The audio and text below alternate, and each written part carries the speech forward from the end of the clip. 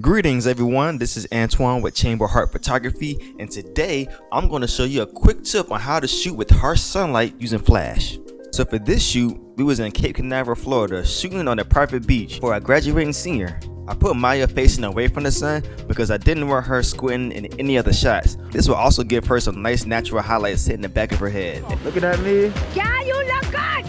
Yeah, You look good. Turn up some. Nice. Woo! I wouldn't lie. You look good. You look good.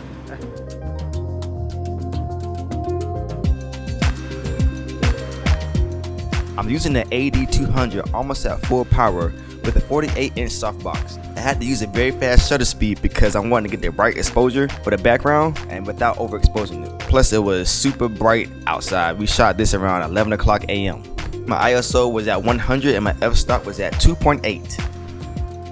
I always try to remember when using flash, especially outdoors, is to expose for the background first and then adjust the power of the flash accordingly to get the proper exposure for the background and subject. Hope you guys enjoyed this quick tip.